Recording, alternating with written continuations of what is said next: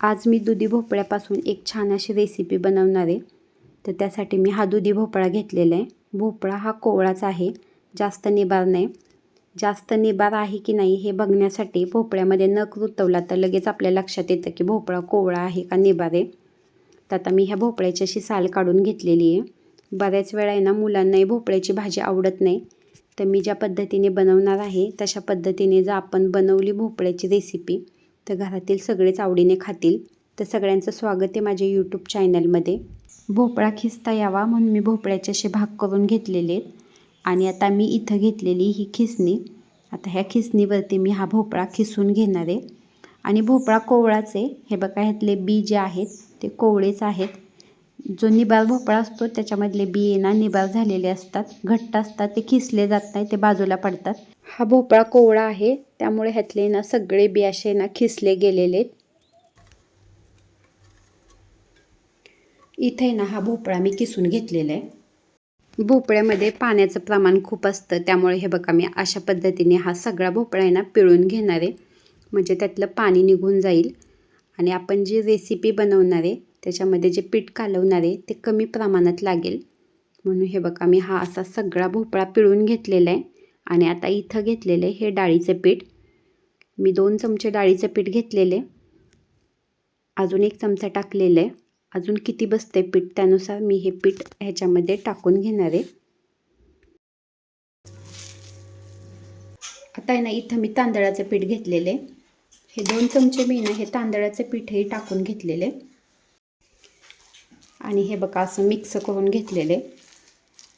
आता इथं घेतलेलं आहे मी 1 चमचाभर हे लाल तिखट, ही घेतलेली आहे हळद, अर्धा चमचा हे जिरं घातलेले, ही कसुरी मेथी घेतलेली आहे आणि आता ही टाकून घेणार आहे।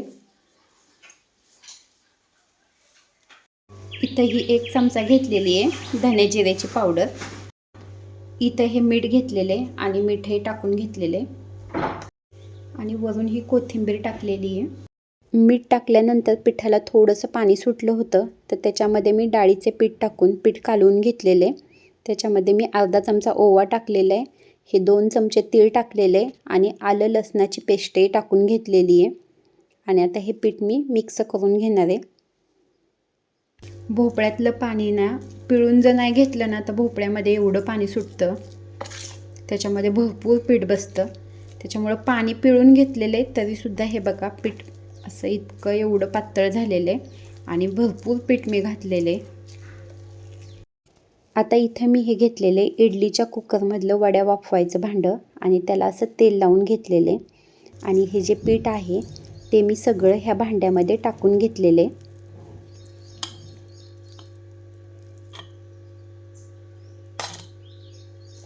इथे ना ह्या चाळणीमध्ये हे पिठाचं मिश्रण मी असं पसरवून घेतलेले।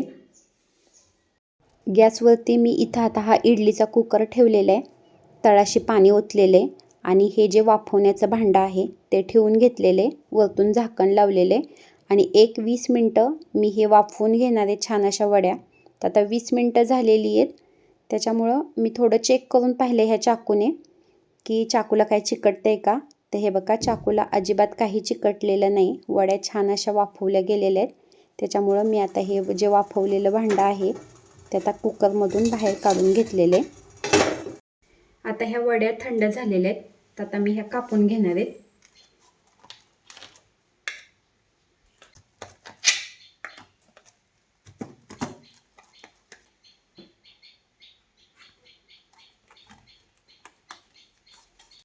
वड्या छान अशा वाफवल्या गेलेल्या आहेत, त्यामुळे अशा पटकन निघत आहेत, तर मी ह्या वड्या अशा काढून घेतलेल्या आहेत। माझ्याकडं वड्या उकडायचं हे भांडं थोडंसं लहान असल्यामुळं वड्या थोड्याशा जाड झालेल्या आहेत। आपण ना चाळणीवरती ठेवून किंवा ताटामध्ये ठेवूनही ह्या वड्या वाफवू शकतो आणि थोड्याशा पातळही बनवू शकतो। इथे ना ह्या सगळ्या भोपळ्याच्या वड्या मी काढून घेतलेल्या आहेत आणि हे बघा अशा छान अशा भारी निघालेल्या आहेत आणि मस्त उकडल्या गेलेल्या आहेत। 20 मिनिटामध्ये छान उकडल्या जातात वड्या। वड्या उकडलेल्या आहेत त्यामुळे आपण ह्या वड्या न तळताही खाऊ शकतो, पण आता मी ह्या वड्या तळून घेणार आहेत।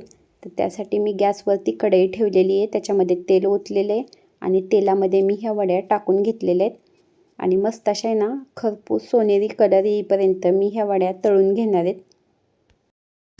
इथे ना एक साईड तळली गेल्यानंतर पुढच्या साईडने मी असं पलटून घेतलेले.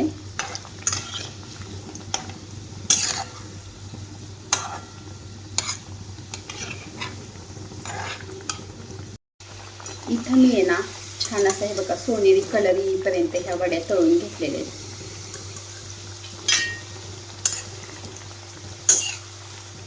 भोपळ्याची भाजी मुलांना बहुतेक वेळा आवडत नाही, तर अशा वेळेस आहे ना अशा वड्या बनवल्या तर मुलं खूप आवडीनं खातात. तर ह्या माझ्या वड्या अशा तयार झालेल्या आहेत. अशा पद्धतीने बनवलेल्या वड्या चवीला तर एवढ्या भारी लागतात, त्यामुळं तुम्हीही अशा पद्धतीने वड्या नक्की बनवून पहा. वड्यांमध्ये तिखट कमी असेल तर मग ह्या सॉसबरोबरही खाता येतात, नाही तर चपातीबरोबर किंवा भाकरीबरोबरही वड्या खायला छान लागतात. ते बघा अशा ह्या माझ्या वड्या तयार झालेल्या आहेत.